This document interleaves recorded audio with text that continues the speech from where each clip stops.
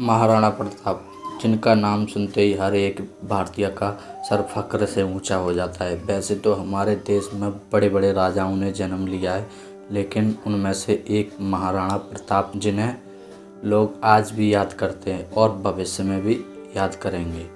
वे अपनी वीरता की वजह से इतिहास के पन्नों में अमर हो चुके हैं। नमस्कार दोस्तों, स्वागत है यूट्यूब नॉलेज 80 के। मैं अनिल कुमार। हर कोई इतिहास नहीं बना पाता। महाराणा प्रताप की कहानी, इस कहानी से बहुत कुछ सीखने को मिलेगा। इससे हम अपने लाइफ में बहुत ज़्यादा आगे जा सकते हैं। शुरू करते हैं जन्म से। महाराणा प्रताप का जन्म 9 मई 1540 को राजस्थान कुटुम्बल दुर्ग में हुआ था। उनके पिता का नाम महाराजा उदय सिंह और माता रानी जीवत कंवर भी सागा के पुत्र थे। राणा प्रताप के पिता उदय सिंह ने अकबर से भयभीत होकर मेवाड़ त्याग कर अरावली पर्वत पर डेरा डाल लिया और उदयपुर को नई राजधानी बनाया था। हालांकि तब मेवाड़ भी उनके अधीन था। महाराणा उदय सिंह ने अपनी मृत्यु के समय अपने छोटे पुत्र को गद्दी सौंप दी थी, जो कि नियमों के विरुद्ध था। उदय सिंह की मृत्यु के बाद राजपूत सरदारों ने मिलकर 1 मार्च 1576 को महाराणा प्रताप को मेवाड़ की गद्दी पर बिठाया था। वैसे तो महाराणा प्रताप अपने सभी भाइयों में बड़े थे, लेकिन उनके बावजूद उनके पिता के प्रिय रानी के पुत्र जगमल को गद्दी सौंप दी थी। उदय सिंह की यह नीति गलत थी, क्योंकि राजगद्दी के हकदार महाराणा प्रताप थे, लेकिन प्रजा महाराणा प्रताप से बहुत लगाव रखती थी, क्योंकि महाराणा प्रताप बचपन से ही अपने नियमों के अनुसार एक लीडर बनकर रहते थे। जगमल ने राज्य का शासन लेते ही घमंडवश जनता पर अत्याचार करना शुरू कर दिया, क्योंकि जनता महाराणा प्रताप को पसंद करती थी। जनता पर अत्याचार देखकर राणा प्रताप जगमल के पास गए थे और उनसे पूछा कि यह अत्याचार करके अपनी प्रजा को असंतुष्ट मत करो। जगमल बड़े गुस्से में आ गया और बोला, तुम्हारे पास कोई अधिकार नहीं है, मैं यहाँ का राजा हूँ, और उन्हें सीमा से बाहर जाने का आदेश दे दिया। राणा प्रताप तुरंत चुपचाप वहाँ से चले गए। यह सब देखकर समस्त सरदारों ने एकत्रित होकर महाराणा प्रताप सिंह को राजगद्दी पर आसीन करवाया था। महाराणा प्रताप का राज्याभिषेक कुटुम्बलगढ़ के राज सिंहासन पर किया गया था।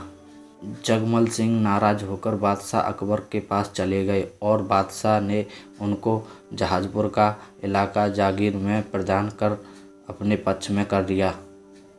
महाराणा प्रताप जिस घोड़े पर बैठते थे, वह घोड़ा दुनिया के सर्वश्रेष्ठ घोड़ों में से एक था। महाराणा प्रताप तब 72 किलो का कवच पहनकर 81 किलो का भाला अपने हाथ में रखते थे। भाला और कवच सहित तलवार का वजन कुल मिलाकर 208 किलो का उठाकर वे युद्ध लड़ते थे। सोचिए तब उनकी शक्ति क्या रही होगी। इस वजन के साथ रणभूमि में दुश्मनों के साथ पूरा दिन लड़ना मामूली बात नहीं थी। अकबर चाहता था कि महाराणा प्रताप अन्य राजाओं की तरह उसके कदमों में झुक जाए। प्रताप सिंह की वीरता ऐसी थी कि दुश्मन भी उनके युद्ध कौशल के कायल थे। उदारता ऐसी कि दूसरों की पकड़ी गई मुगल बेगमों के सम्मानपूर्वक उनके पास वापस भेज दिया था। इस योद्धा ने साधन सीमित होने पर भी दुश्मन के सामने सिर नहीं झुकाया और जंगल के कंदमूल खाकर लड़ते रहे। मुगलों ने कई बार महाराणा प्रताप को चुनौती दी, लेकिन मुगलों की मुंह की खानी पड़ी।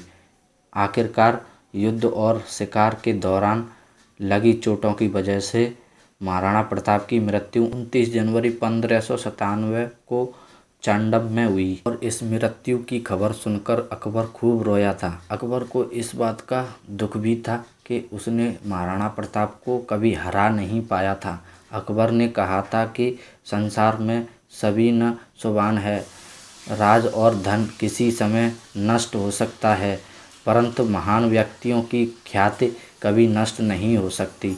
पुत्रों ने धन और भूमि को छोड़ दिया, परंतु उसने कभी अपना सिर नहीं झुकाया। हिंद के राजाओं में मात्र एक राजा है जिसने अपनी जाति के गौरव को बनाए रखा। और आज यही वजह कि महाराणा प्रताप को लोग बहुत सम्मान के साथ याद करते हैं। उनको याद करके लोग गर्व महसूस करते हैं। उन्होंने मौज मस्ती को नहीं बल्कि कठिनाइयों को चुना था। उम्मीद करता हूँ वीडियो पसंद आई होगी।